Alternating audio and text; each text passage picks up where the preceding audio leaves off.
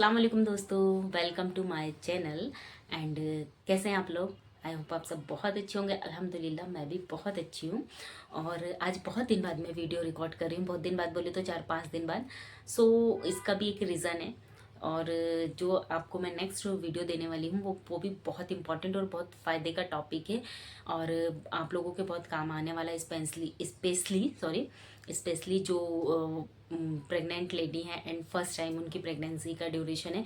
सो वो लोगों के लिए बहुत हेल्पफुल होने वाला है। और इसमें एक मैं बहुत इंपॉर्टेंट भी बात बताने वाली हूँ कि आपको किन किन चीज़ों का बहुत ज़्यादा ख्याल रखना है कि जिस तरीके से मेरी प्रेगनेंसी में मुझे कुछ कॉम्प्लिकेशंस हुई थी, आप लोग उससे बचे रहें, क्योंकि आप जितने स्वस्थ रहेंगे आपका बेबी उतना स्वस्थ रहेगा। सो जो मैंने इससे पहले वीडियो अपलोड किया था, फाइनली आप लोगों के सपोर्ट से and thank you so much, आप लोगों ने उससे इतना प्यार दिया कि वो वीडियो मेरी वायरल गई है। तो यूट्यूब का कुछ टर्म्स होता है सॉरी, कि अगर कोई वीडियो वायरल जा रही है ना, तो आपको उस बीच में 7 दिन तक कोई भी वीडियो नहीं डालनी होती है।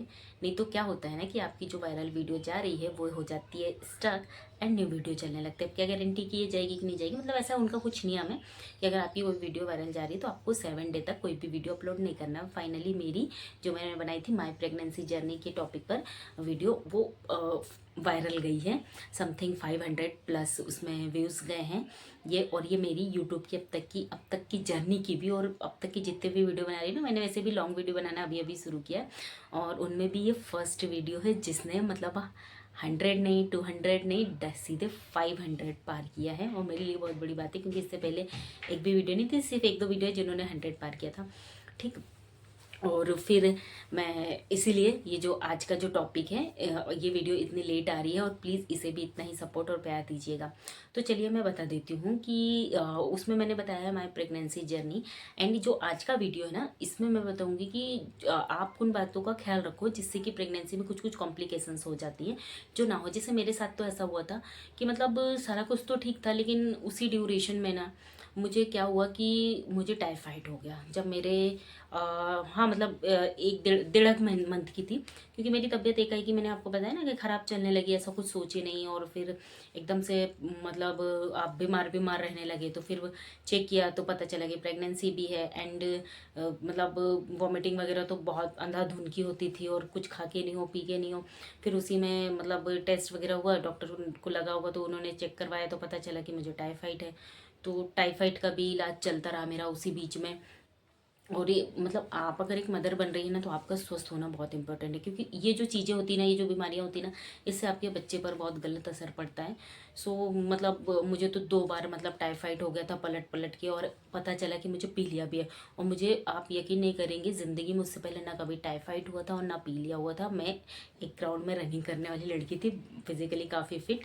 सो मेरे लिए ना ये सब चीज़ें एक्सेप्ट करना मतलब, और ऐसा थोड़ा सा टिपिकल था कि मतलब एकाएक ही मेरी लाइफ कहाँ से कहाँ चली जा रही है, ऐसा क्यों हो रहा है मेरे साथ, जो कि मेरे लिए थोड़ा सा ऐसा मतलब होता है ना कि पूरा आपको तोड़ के रख दे, ऐसी सिचुएशन भी थी उसी में प्रेगनेंसी से। तो और ऐसा जूझ ही रहे थे कि मतलब वॉमिटिंग वगैरह, खाने को नहीं हो, मतलब सूट हो रहा कुछ भी।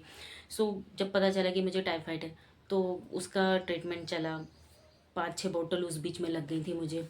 डॉक्टर और लगवाई रहे थे, 5 बॉटल लग चुकी थी। फिर मैंने खुद से नहीं लगवाई कि नहीं नहीं मुझे नहीं लगवानी है। तो फिर वहाँ से बंद हुई थी, और फिर वो समथिंग 1-आध महीने तक दवाई गोली उसकी भी चली। मतलब अब उस बीच में मतलब प्रेगनेंसी में आपको दवाई गोली भी ज़्यादा नहीं लेना है, लेकिन अब मेरी कंडीशन ऐसी थी कि मेरी टाइफाइड की भी चलती थी। फिर उसी में मेरा पीलिया भी था। तो ऐसा होता था, वो सुबह से शाम तक की जर्नी मतलब तोड़ते भागते और डॉक्टरों के बीच जाने में होती है। सुबह उठो तो जाके पीलिया झड़वाने जाओ, क्योंकि पीलिया को मेनली बोला जाता है, उसका झड़ाया जाता है, उससे ही ज़्यादा मतलब इफेक्टिव होता है, उससे ही हटता है वो। सिर्फ दवाइयों के भरोसे नहीं रहते उसमें। तो मैं सुबह उठती थी और फिर जाती थी पीलिया झड़वाने, बगैर कुछ खाए पिए, मतलब ऐसे ही जाना पड़ता था कि आप कुछ खाए ना रहो। तो फिर मैं जाती थी वहाँ से पीलिया झड़ा के आती थी। फिर उधर से आए, थोड़ा सा नाश्ता पानी किए, फिर डॉक्टर के इधर जाओ, क्योंकि टाइफाइड था तो उसके लिए वो बोतल वगैरह लगाते थे, दवाई वगैरह देते थे। तो वो सब चीज़ें वैसा चला जैसे तैसे। फिर 1 महीने में मेरा मतलब 20-22 दिन में उसमें मैं ठीक हुई। तो फिर उसके मुश्किल से 5-6 दिन बाद पता चला कि मुझे फिर से पलट के टाइफाइड हो गया। तो ये सब जो चीज़ें रही ना, इससे इसने मतलब मुझे बहुत ऐसा पैनिक करा। तो मेरा यही कहना है कि अगर आप ऐसे फर्स्ट टाइम मदर बन रही हैं, तो सबसे पहले तो आप खुद को फिजिकली फिट, अपने एक अच्छे किसी गायकोनोलॉजिस्ट से मिलिए, उनसे सलाह लीजिए। उनके द्वारा बताई गई बातों को फॉलो कीजिए और एक अच्छे मतलब अच्छे हेल्थ के साथ एक अच्छे बच्चे को जन्म दीजिए, जो कि बहुत, क्योंकि उससे आप भी एक नन्ही जान को देंगे, ज़िंदगी देंगे, तो उसकी भी एक अच्छी और एक अच्छी खासी ज़िंदगी रहेगी। नहीं तो बहुत सारी कॉम्प्लिकेशंस आती हैं लाइफ में। अब इसके लिए भी मैं आपको एक गाइड करूँ कि कुछ बातें मैं बताना चाह रही हूँ कि आप स्वस्थ रहेंगी तो आपका बच्चा स्वस्थ रहेगा। एंड देन इस बीच में ना आपको ऐसा खाने पीने में क्या लेना है कि जिससे कि आप भी हेल्दी रहें और आपके साथ साथ आपका बच्चा भी हेल्दी रहे। खा के पी के तो कुछ होता नहीं, लेकिन फिर भी कुछ कुछ चीज़ें ऐसी लेनी पड़ती है, जिसमें पपीते को तो बिल्कुल नहीं लेना चाहिए प्रेगनेंसी के ड्यूरेशन में, वो सही नहीं होता। एंड आप जैसे फ्रूट्स हैं, तो फ्रूट्स में आप अनार लीजिए। अनार क्या करता है हमारे शरीर में, मतलब आयरन की जो कमी होती है उस बीच में, क्योंकि ब्लड भी कम से कम पूरी प्रेगनेंसी का जो ड्यूरेशन होता है ना उसमें मतलब 11 पॉइंट के ऊपर ही आपका मतलब ब्लड होना चाहिए। वो अच्छी चीज़ मतलब अच्छा साइन होता है। एंड आपका वजन भी उस बीच में ना 10 से 12 किलो कम से कम बढ़ना चाहिए। तो ये सब चीज़ों का आपको ख्याल रखना, इसके लिए एक अच्छा डाइट लेना चाहिए। अब डाइट में आप अनार लीजिए। अनार से क्या होता है कि मतलब वो ब्लड के लिए हमारे बॉडी में ब्लड बनाता है, उसमें फ़ायदा करता है। एंड आप बादाम लीजिए। वैसे तो कहते हैं कि बादाम गर्म होती है, लेकिन आप बादाम लीजिए। बादाम को कैसे लीजिए कि आप रात में उसे थोड़े से पानी में भिगो दीजिए एंड सुबह उसके ऊपर का जो, जब वो फूल जाती है तो उसके ऊपर का छिलका उतार के फिर वो वाली बादाम को आप खाइए, तो वो फ़ायदा भी करेगी और वो गर्म भी नहीं करती है। एंड आप किशमिश भी लीजिए। किशमिश को भी इसी तरीके से भिगोकर रात भर ओवरनाइट उसे रख दीजिए कि वो पानी में डिप भिगो के रख दीजिए। एंड सुबह उसका पानी अगर आप पीना चाहते हैं तो पिए, वो भी फ़ायदेमंद ही होता है। नहीं पिए तो वो जो फुली हुई किशमिश है उन्हें चबा चबा कर खाइए। इससे भी जो आपको ऐसा वीकनेस वगैरह लगती है ये नहीं लगेगी, थोड़ा सा बॉडी में एनर्जी रहेगी। आपके लिए भी अच्छा, आपके बेबी के लिए भी अच्छा। एंड लोग इस बीच में नारियल पानी प्रेफर करते हैं, और हाँ ज़्यादा से ज़्यादा लेना चाहिए नारियल पानी भी। उससे क्या मतलब बेबी के लिए भी अच्छा होता है, वो भी एनर्जी देता है। एंड बोलते हैं ना कि मतलब बेबी के कलर पे भी मतलब वाइट रहता है, अच्छा रहता है। वैसे इस चीज़ पे भी ना एक मिथ है कि ये लोगों की बातें हैं। जैसे एक नारियल पानी हो गया, लेकिन पीना चाहिए, मतलब अदर भी फायदे हैं इसके। और जैसे एक केसर होता है ना, मतलब केसर वाला दूध पीने से बच्चा फेयर होता है, तो ये भी एक मिथ ही है कि, क्योंकि ऐसा नहीं है। और लेकिन पीना चाहिए, इसके अदर्स भी फ़ायदे हैं। केसर को दूध में मतलब डाल के जो केसर वाला दूध पीते हैं वो और भी फ़ायदे हैं। हमारी बॉडी को ताकत देता है। अब दूध रहता है तो उससे कैल्शियम की मात्रा मिलती है, हमें मिलती है, तो हमारे बेबी के बोन्स के लिए भी अच्छी होती है। तो ये चीज़ें लेना चाहिए। लेकिन जो एक ये बात बोलते हैं ना कि केसर से कलर फेयर होता है, ये एक मिथ है। क्योंकि जो हमारी बॉडी का जो कलर होता है, बॉडी का जो टोन है, ये हमारे बॉडी में एक पाया जाता है मेलानिन। मेलानिन प्रोटीन, या हाँ प्रोटीन ही बोलते हैं आई थिंक उसे। तो मेलानिन पाया जाता है, जिस पर हमारा जो ये बॉडी का कलर होता है ना डिपेंड करता है। जिसकी बॉडी में ये मेलानिन जितनी ज़्यादा मात्रा में होगा वो उसका कलर उतना डार्क रहता है थोड़ा सा। एंड जिनकी बॉडी में ये मेलानिन की मात्रा जितनी कम रहेगी वो उतना फेयर रहता है। मेन साइन कि मैंने बताया कि मेलानिन से हमारे बॉडी का कलर जो होता है वो डिपेंड करता है मेलानिन पर। इसी तरीके से बेबी का भी होता है। बट जैसे ये केसर वाला दूध है ये लेना चाहिए, इसमें इसके अदर्स भी फ़ायदे होते हैं। एंड जैसे मैंने और भी चीज़ें बताई जो कुछ, मतलब वैसे तो लेने को बहुत सारी चीज़ें हैं कि आप जितनी अच्छी अच्छी चीज़ें लेंगे उतनी अच्छी अच्छी उसकी तासीर जो होती है वो आपके बेबी को स्ट्रांग बनाएंगी फिजिकली एंड मेंटली। और भी जो चीज़ें होती हैं जैसे ड्राई फ्रूट्स हो गए और ये फ्रूट्स हो गए, और भी खाने में जो चीज़ें हैं, तो लेना आपको सब चाहिए, लेकिन एक लिमिटेड मात्रा में भी। ऐसा बहुत ज़्यादा भी आप लोगे तो उसके नुकसान है, और बहुत कम भी लोगे तो नुकसान है।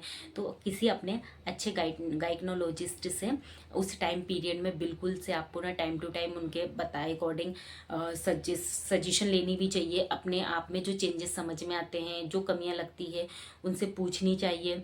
और मतलब वो पूरे 9 मंथ के पीरियड में ना किसी एक अच्छे गाइनोलॉजिस्ट को के टच में आप रहिए और उनसे अपनी डाइट चार्ट वगैरह प्लान कराइए, और उसको आप फॉलो कीजिए।